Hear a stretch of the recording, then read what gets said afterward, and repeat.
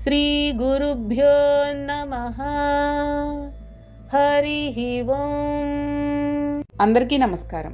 ఇంద్రియములు అనుభవించే విషయములలో రాగమును తగ్గించుకోవాలి.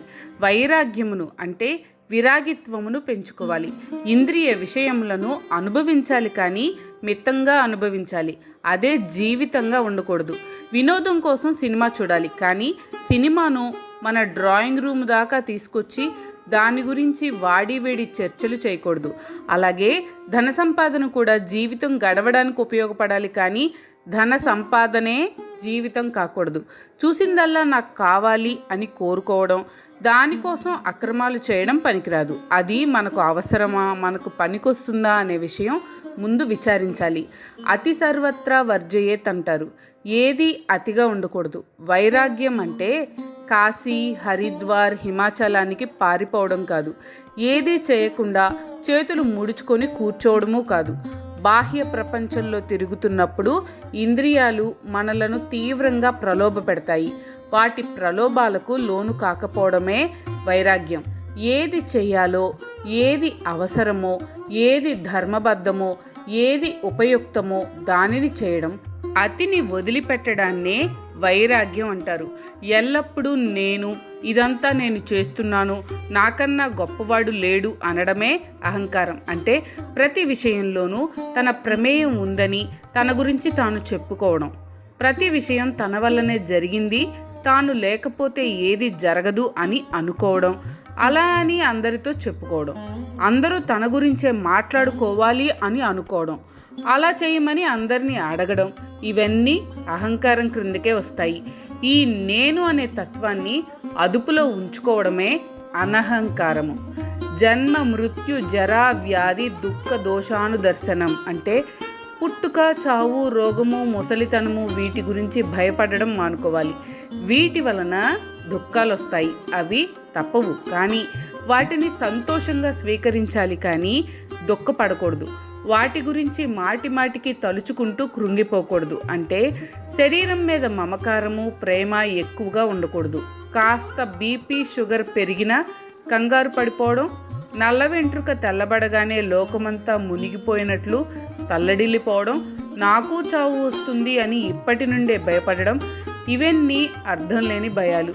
రోగాలు, ముసలితనం, చావు ఇవన్నీ మనం వద్దనుకున్నా రాక మానవు. వాటి కోసం భయపడడం వృధా. ఈ శరీరం ప్రపంచంలో తిరగడానికి మాత్రమే ఉపయోగపడుతుంది. అది ఒక వాహనం మాత్రమే. అదే జీవితం కాదు అనే భావన కలిగి ఉండాలి. కేవలం దైవ ధ్యానం వల్లనే శరీరం గురించిన భయం తొలగిపోతుంది. అలా కాకుండా కేవలం దేహమే నేను, నేనే ఈ దేహము అనే భావనతో ఉంటే జీవితమంతా అన్యాయం, అధర్మం చేస్తూనే ఉంటాడు. ఎన్నటికీ అతడు జ్ఞాని, సాధకుడు కాలేడు. దేహాన్ని పట్టుకునే వేలాడుతూ ఉంటాడు. చివరకు మరణ సమయంలో కూడా ఈ దేహం వదిలిపెట్టాల్సి వచ్చిందే అని తీవ్రంగా బాధపడుతూ మరణిస్తాడు. భార్య, సంతానము, ఇల్లు, సంపదలు, పదవులు మొదలగు వాటి మీద అనవసరమైన వ్యామోహాన్ని వదిలిపెట్టాలి. అవి లేకపోతే బ్రతకలేను అనే భావన వదిలిపెట్టాలి. ఇష్టము, అయిష్టములను వదిలిపెట్టాలి. సుఖము, దుఃఖము సంభవించినప్పుడు సమత్వ భావం కలిగి ఉండాలి. అన్నిటి పట్ల, అందరి పట్ల సమభావన కలిగి ఉండాలి. ఇక్కడ ఆసక్తి అనే పదం వాడారు. మనం ఈ ప్రాపంచిక విషయాలకు దూరంగా వెళ్ళిపోవచ్చు, కానీ మన మనసు మాత్రం వాటి అందే విహరిస్తూ ఉంటుంది. పూజ చేయడానికి దేవుడి ముందు కూర్చున్నా, ధ్యానం చేయడానికి కళ్ళు మూసుకున్నా, అవయవాలు పని చేయకపోయినా మనసు మాత్రం దేవుడి మీద నిలవదు. అన్ని పనికిమాలిన విషయాలు అప్పుడే గుర్తుకొస్తాయి. కాబట్టి ముందు మనసును అదుపులో ఉంచుకోవాలి. ఈ మనసును ఎవరి పట్ల, దేని పట్ల అదుపులో ఉంచుకోవాలి అంటే అభిష్వంగ అంటే తీవ్రమైన అనుబంధం కలిగిన వారి పట్ల మనసును అదుపులో ఉంచుకోవాలి. అవి మనుషులు కావచ్చు, వస్తువులు కావచ్చు. వాటికి కొన్ని ఉదాహరణలు చెప్పారు. మానవుడు పుట్టిన తర్వాత మొట్టమొదటగా అతని లేక ఆమె జీవితంలోకి ప్రవేశించేది భర్త లేక భార్య. ఆ ఇద్దరూ కలిస్తే కలిగేది సంతానం. మరి వీరికి ఉండడానికి ఒక ఇల్లు కావాలి, పోషణకు ధనం కావాలి. ఆ ధనం పొందడానికి ఉద్యోగము, ఆస్తి, పదవి ఎవరి స్తోమతను బట్టి వారికి కావాలి. అందుకే పుత్రధార, గృహము మొదలైనవి అని అన్నారు. సంతానము, భార్య, ఇల్లు మొదలైనవి. వీటి కోసం నిరంతరం ఆరాటపడడం, అవి లేకపోతే బ్రతకలేను అనే మమకారం పెంచుకోవడం, వాటి కోసం వెంపర్లాడడం, అవే నేను అని వాటిలో లీనం కావడం పనికిరాదు. వరుసగా కొడుకులు పుడితే కూతురు లేదే అని బాధ, అందరూ కూతుళ్ళే పుడితే కొడుకులు లేరే అని బాధ. కొడుక్కి ఉద్యోగం రాకపోయినా, కూతురికి పెళ్లి కాకపోయినా, భార్య పుట్టింటికి పోయి 4 రోజులు ఆలస్యం చేసినా, ఉన్న ఇల్లు పాతదైపోయినా, కొత్త ఇల్లు కొనడానికి స్తోమత లేకపోయినా, చేసేది ఉన్నత ఉద్యోగం అయినా ఇంకా పెద్ద ఉద్యోగం రాలేదే అని బాధ. ఇలా చెప్పుకుంటూ పోతే బాధలకు కొరతే ఉండదు. కాబట్టి సంతానం, భార్య, ఉద్యోగం, సంపదలు ఇవన్నీ తాత్కాలికంగా సంతోషాన్ని కలిగించినా చివరకు బాధలతోనే ముగుస్తాయి. కాబట్టి వీటి మీద ఆసక్తి పరిమితంగా ఉండాలి, కానీ అపరిమితంగా ఉండకూడదు. అదే సకల బాధలకు కారణం. ఇంకా కొంతమంది నేను చచ్చినా పర్లేదు, నా ఆస్తి ధనం పోవడానికి ఇష్టపడను అని అంటూ ఉంటారు. అంటే ప్రాణాల కన్నా తాను సంపాదించిన ధనం, ఆస్తి, పదవి వీటి మీద వ్యామోహం పెంచుకుంటారు. దేని మీద అయినా గాఢంగా ప్రేమ, అనురాగం, అనురక్తి, అపేక్ష ఉంటాయో, ఏ కారణం చేతనైనా వాటి నుండి వియోగం కలిగితే అంతకు రెట్టింపు దుఃఖం కలుగుతుంది. కాబట్టి తీవ్రమైన గాఢమైన ప్రేమ, అనురక్తి దుఃఖానికి దారి తీస్తుంది అని తెలుసుకోవాలి. ఈ లక్షణాలు ఉన్నవారు భక్తికి, సాధనకు పనికిరారు. అంటే ప్రేమ, అనురాగము ఉండకూడదా అంటే ఉండాలి, కానీ ఒక పరిధిలో, ఒక మోతాదులో ఉండాలి. హద్దులు దాటకుండా ఉండాలి, మన అధీనంలో ఉండాలి. ఏది తీవ్రంగా ఉండకూడదు. కాబట్టి ఆసక్తి, అనభిష్వంగము అలవర్చుకోవాలి. మన దైనందిన జీవితంలో మనకు తరచుగా మనకు ఇష్టమైన వారు, ఇష్టమైన వస్తువులు తారసపడుతూ ఉంటాయి. అలాగే మనకు ఇష్టం లేని వారు, ఇష్టం లేని వస్తువులు కూడా పలకరిస్తూ ఉంటాయి. ఈ రెండింటి పట్ల సమభావన కలిగి ఉండాలి. ఇష్టం వచ్చినవి అతిగా తినడం వలన ఎలా అజీర్తి చేస్తుందో, అలాగే ఇష్టం వచ్చిన వారితో ఎక్కువగా అనుబంధం పెట్టుకుంటే అంతే ప్రమాదం కలుగుతుంది. కాబట్టి ఇష్టము, అనిష్టము రెండింటిని సమంగా చూడాలి. నిత్యము అన్నిటి పట్ల, అందరి పట్ల సమభావం కలిగి ఉండాలి. ఎవ్వరి మీద ద్వేషభావం ఉండకూడదు. ఇది ధ్యానము, దైవ చింతన వల్లనే సాధ్యమవుతుంది. ఇష్టము, అనిష్టము, సుఖము, దుఃఖము, లాభము, నష్టము వస్తూ పోతూ ఉంటాయి. కాబట్టి కంగారు పడకూడదు. సమంగా చూడాలి అనే భావన అలవరుచుకోవాలి. మనం సాధారణంగా ఇష్టము, అయిష్టము అంటుంటాము, కానీ అనిష్టమే సరైన పదం. కానీ మనం అనిష్టము అనే పదాన్ని దరిద్రము అనే దానికి బదులుగా వాడుతూ ఉంటాం. పరమాత్మ ఎడల అనన్య భక్తి కలిగి ఉండాలి. అంటే నిష్కామ భక్తి, ఒకే భగవంతుని స్వరూపం మీద భక్తి, ఏకాగ్ర భక్తి, అచంచలమైన భక్తి. దీనినే అనన్య భక్తి అంటూ ఉంటారు. ఈ అనన్య భక్తిని ఇంకొంచెం ఘాటుగా చెప్పారు. భక్తి అనేది అవ్యభిచారిణిగా ఉండాలి. ఈ పదం మనకు కొంచెం అభ్యంతరకరంగా అనిపించవచ్చు. ఎందుకంటే వ్యభిచారిణి అనే పదం మనం కేవలం ఒకే మగాడితో, అంటే కట్టుకున్న భర్తతో కాకుండా స్వేచ్ఛగా తిరిగే స్త్రీలకు మాత్రమే వాడుతూ ఉంటాం. తనది కాని దాని మీద వ్యామోహం ఉంటే అది వ్యభిచారమే అవుతుంది. కేవలం ఒక స్వరూపం కల పరమాత్మ మీదనే భక్తి ఉంటే దానిని అవ్యభిచారిణి భక్తి అంటారు. దానినే ఏకాంత భక్తి, అనన్య భక్తి అని కూడా అంటారు. ఒకరోజు ఒక దేవుణ్ణి, మరొక రోజు మరొక దేవుణ్ణి పూజించటం కాదు. అవసరం వచ్చినప్పుడు దేవుణ్ణి తలుచుకోవడం, మొక్కులు మొక్కడం భక్తి కాదు. ఆ కోరిక తీరిన తర్వాత, ఆపదలు పోయిన తర్వాత వేల్పుల మొక్కులు 1000 ఏళ్ళు అని వల్లిస్తూ దేవుణ్ణి మర్చిపోవడం భక్తి అనిపించుకోదు. నిరంతరం పరమాత్మయందు మనసును నిలపడమే, లగ్నం చేయడమే అనన్య అవ్యభిచారిణి భక్తి అంటారు.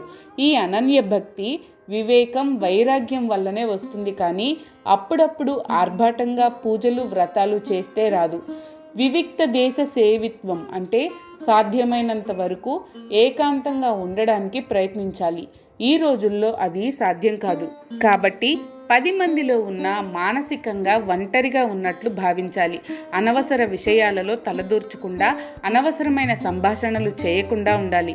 ఒంటరిగా ఎందుకు ఉండమన్నారంటే, ఒంటరిగా ఉన్నప్పుడు, ఇతరులు పక్కన లేనప్పుడు మనం ఎవరో మనకు తెలుస్తుంది. ఆత్మావలోకనం చేసుకుంటాం. ప్రవృత్తి మార్గం నుండి నివృత్తి మార్గంలోకి మళ్ళుతాం. వివిక్త దేశ సేవిత్వం అంటే ధ్యానము, సాధన జనం మధ్య కాకుండా ఏకాంతంలో చేయాలి అని కూడా అర్థం చేసుకోవచ్చు. జనం మధ్యలో చేస్తే ఏకాగ్రత ఉండదు. అందుకే దేవుడి గృహం ప్రత్యేకంగా ఉండాలి. అందులో ఎటువంటి అంతరాయం ఉండకూడదు. జనసమ్మర్దం కలిగిన ప్రదేశంలో యందు ఉండకూడదు. సాధ్యమైనంత వరకు అటువంటి ప్రదేశాలను వదిలిపెట్టాలి. ఒకవేళ వారి మధ్య ఉన్న వారిలో కలవకుండా ఏకాంతంగా ఉంటూ వారి సంభాషణలు వింటూ ఉండండి. వారి మాదిరి ఆవేశకావేశాలకు లోను కాకుండా ఉండండి. వారి మాటలను బట్టి వారందరి మనస్తత్వాలు మీకు అర్థమవుతాయి. అంతేకాని మీరు కూడా వారితో చేరితే అందరిలో ఒకటైపోతారు. ఇది సాధకుడికి మంచిది కాదు. దీనికి విరుగుడు ఒకటి ఉంది, అదే సత్సంగం. మంచి వారితో స్నేహము, వారి సాంగత్యం.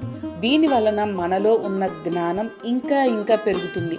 నిత్యము దేవుని గురించి తలుచుకోవాలి. ఏ పని చేస్తున్నా దేవుని గురించిన స్మృతి కలిగి ఉండాలి.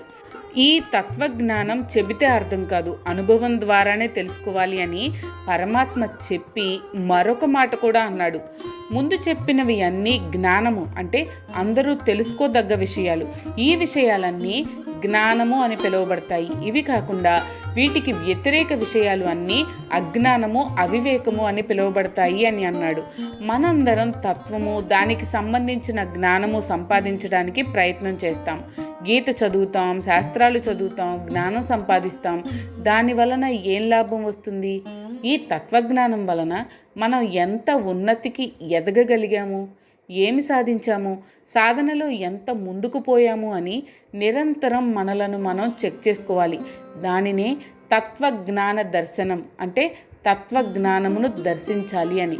ఏదో తీరిక ఉన్నప్పుడు భగవద్గీతను విందాం, మనకు కుదిరినప్పుడు ధ్యానం చేద్దాం అనేవాళ్లే ఎక్కువ. వారికి నిర్దిష్టమైన గమ్యం ఉండదు. ఏదో యాంత్రికంగా చేస్తూ ఉంటారు. సాధారణంగా ఎవడు ఎందుకు ఏమి చేస్తుంటాడో వాడికే తెలియదు.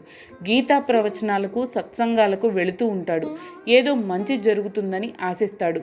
గమ్యం గురించి ఆలోచించడు. ఎందుకు ఆలోచించరు అంటే ఆ గమ్యం చేరిన తర్వాత వారికి కలిగే ఆత్మానందం గురించి, ప్రశాంతత గురించి, అలౌకికమైన సుఖం గురించి వారికి తెలియదు. అందుకని వారు ఆ గమ్యం గురించి ఆలోచించరు. ఆ ప్రకారంగా గమ్యం లేకుండా చేసే పనుల వలన ప్రయోజనం లేదు. ఆత్మ దర్శనం అనే గమ్యాన్ని చేరడానికి చేసే సాధన తగిన ఫలితాన్ని ఇస్తుంది. కాబట్టి ఆత్మ దర్శనం కోసం నిరంతరం పరితపించాలి. ఏదో ఒక రోజు చేసి 10 రోజులు మానేయకూడదు. నిత్యం చేయాలి. ప్రతిరోజు చేయాలి. సత్సంగము, శాస్త్ర అధ్యయనము, వేదాంత విషయాల శ్రవణము, ధ్యాన సాధన ఇవి నిరంతరం చేస్తూ ఉండాలి. ఇప్పుడు కృష్ణ పరమాత్మ ఈ జ్ఞానబోధను ముగిస్తూ, అర్జున, ఇప్పటి వరకు నేను చెప్పిన 20 లక్షణములు అన్నీ జ్ఞానము అని అంటారు. ఈ 20 లక్షణములు తప్ప మిగిలినవి అన్నీ అజ్ఞానమని చెప్పబడతాయి అని అన్నాడు పరమాత్మ. జ్ఞానం అంటే ఏంటి అన్న అర్జునుడి ప్రశ్నకు జవాబుగా ఈ 20 లక్షణాలను చెప్పాడు పరమాత్మ. ఈ 20 లక్షణాలు అంటే ఏమిటో ఒకసారి మనం సింహావలోకనం చేసుకుందాం, అంటే సమ్మరీ చేసుకుందాం. తన్ను తాను పొగుడుకొనకపోవడం, డంబము దర్పము లేకుండా ఉండడం, ఇతరులను మానసికంగా కానీ శారీరకంగా కానీ హింసించకపోవడం, జీవహింస చేయకపోవడం, ఓర్పు కలిగి ఉండడం, రుజుప్రవర్తన కలిగి ఉండడం, గురువులను సేవించడం, శారీరక మానసిక శుద్ధి కలిగి ఉండడం, సన్మార్గంలో స్థిరంగా ఉండడం, మనస్సును నిగ్రహించడం, ఇంద్రియములు ఆకర్షించే విషయాల యందు విరక్తి కలిగి ఉండడం, అహంకారం లేకుండా ఉండడం, జనన మరణ వార్ధక్య రోగాల గురించి దుఃఖం లేకుండా ఉండడం, వాటి గురించి మాటిమాటికి తలుచుకుంటూ దుఃఖం చెందకుండా ఉండడం, భార్య, సంతానము, ఇల్లు మొదలగు వాటి యందు అపరిమితమైన ఆసక్తి లేకుండా ఉండడం, భార్య, సంతానము, ఇల్లు, ఆస్తులు ఇవే లోకంగా ఉండకుండా ఉండడం, ఇష్టము అనిష్టము వీటి యందు సమబుద్ధి కలిగి ఉండడం, పరమాత్మ యందు అనన్య ఏకాంత భక్తి కలిగి ఉండడం, సాధ్యమైనంత వరకు ఏకాంతంగా ఉండడం, నిరంతరం మనసు పరమాత్మ యందు నిలిపి ఉంచడం, ఎల్లప్పుడూ అధ్యాత్మ జ్ఞానం కొరకు సాధన చేయడం, పరితపించడం, ఈ అధ్యాత్మ జ్ఞానం యొక్క గమ్యం తెలుసుకుని దాని కొరకు నిరంతర సాధన చేయడం, గమ్యం చేరుకోవడం. ఈ 20 లక్షణాల గురించి తెలుసుకోవడమే జ్ఞానం. ఇవి తప్ప మిగిలినవి అజ్ఞానము అని పరమాత్మ 5 శ్లోకాలలో బోధించాడు. మీకు కనుక ఈ వీడియో నచ్చినట్లయితే లైక్ చేయండి. అలాగే మీ ఫ్యామిలీ అండ్ ఫ్రెండ్స్కి షేర్ చేయండి. ఛానల్లో కొత్త నోటిఫికేషన్స్ కోసం సబ్స్క్రైబ్ చేయండి. అలాగే పక్కనే ఉన్న బెల్ ఐకాన్ని ట్యాప్ చేయండి.